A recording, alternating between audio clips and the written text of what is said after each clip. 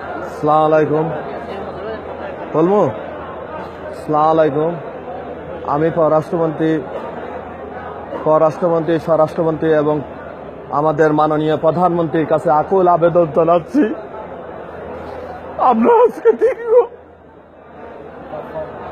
৬-৭ মাস যাবৎ বৈধভাবে এসে অবৈধ হয়ে আজকে সৌদি আরবের রিয়াদের সব জেলের মধ্যে মানবেতর জীবন যাপন করছি।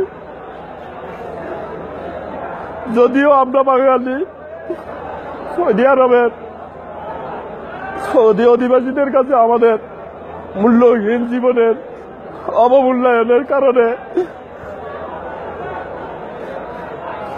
আজকে আমরা জেলের মধ্যে মা বাপ, ভাই বোন, আত্মীয় স্বজন, পরিবার পরিজন ছেড়ে আমরা আজকে মানবেতর জীবন যাপন করছি। আমরা এই মানবেতর জীবন থেকে আপনাদের কাছে আমাদের প্রাণপ্রিয় জন্মভূমি বাংলার মাটিতে ফেরত যাওয়ার জন্য আকুল আবেদন জানাচ্ছি। আমরা জানি না আমরা কিভাবে আমাদের মাতৃভূমিতে ফেরত যাব।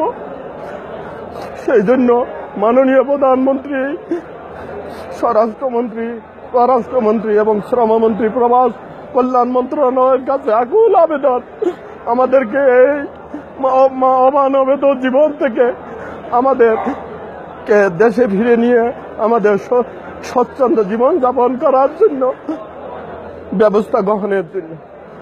আসসালামু আলাইকুম। আসসালামু আলাইকুম। সকল প্রবাসী ভাইদের কাছে আমার আকুল নিবেদন, আপনারা এই ভিডিওটা বেশি বেশি করে শেয়ার করে আমাদেরকে এই উদ্ভ্রান্ত জীবন থেকে বাঁচানোর জন্য আপনাদের সহযোগিতা কামনা করি।